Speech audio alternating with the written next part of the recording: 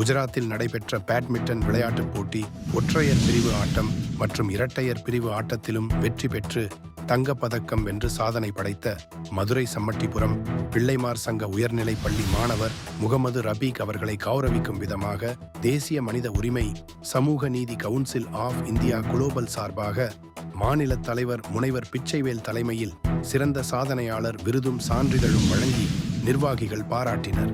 இந்நிகழ்வில் பள்ளியின் தலைமை ஆசிரியர் திருமதி பா ரம்யா லட்சுமி மற்றும் மாநில பார்வையாளரும் முன்னாள் எல்லை பாதுகாப்பு படை வீரருமான டாக்டர் ஆர் ராமன், மாநில துணைத் தலைவர் பழனிவேல், மாநில செயலாளர் முருகன், பப்ளிசிட்டி மாநில செயலாளர் ஞானோதயம், மாவட்ட தலைவர் முருகேசபாண்டி, துணைத் தலைவர்கள் சரவணன், சாய், கிருஷ்ணமூர்த்தி, மாவட்ட செயலாளர் கணேஷ் மற்றும் ஆசிரியர்கள், மாணவரின் குடும்பத்தினர் கலந்து கொண்டனர்.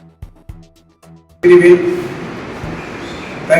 தனிநபர் இதில் தங்கப்பதக்கமும் இரட்டையரில் தங்கப்பதக்கமும் வென்று இந்த பள்ளிக்கு பெருமை சேர்த்துள்ளதால் தேசிய மனித உரிமை சமூக நீதி council of India and global அமைப்பின் சார்பாக நிர்வாகிகளுடன் வருகை தந்து அவருக்கு எங்கள் அமைப்பினுடைய சிறந்த சாதனையாளர் சர்டிஃபிகேட்டும் அதற்குரிய விருதுகளையும் வழங்கி சிறப்பித்தோம்.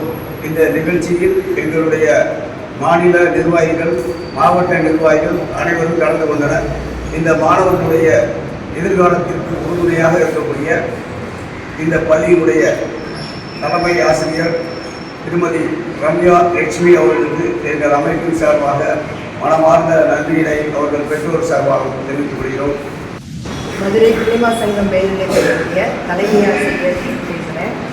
எங்கள் பள்ளியினுடைய மாணவர் எம் முகமது ரிஃபாய் அப்படின்றனர் கடந்த மாதம் குஜராத்தில் நடைபெற்ற தேசிய அளவிலான பேட்மிண்டன் போட்டியில் அண்டர் 16 தங்கப்பதக்கமும் சிங்கிள்ஸ் அண்ட் டபுள்ஸ் ரெண்டையுமே தங்கப்பதக்கம் பெற்றுதான். ஸோ இதுக்கு எங்கள் பள்ளி நிர்வாகத்தின் சார்பாகவும் ஆசிரியர் சார்பாகவும் அனைவரின் சார்பாகவும் அவனுக்கு பாராட்டுகளும் நன்றிகளை தெரிவித்துக் கொள்கிறோம். இதற்காக தேசிய மனித உரிமை கழகத்திலிருந்து வருகையிலிருந்து எங்கள் பள்ளிக்கும் அந்த மாணவனுக்கும் கேடயங்களும் பரிசுகளும் வழங்கின தேசிய உரிமை கழகத்துக்கு நன்றியை தெரிவிக்கிறோம்.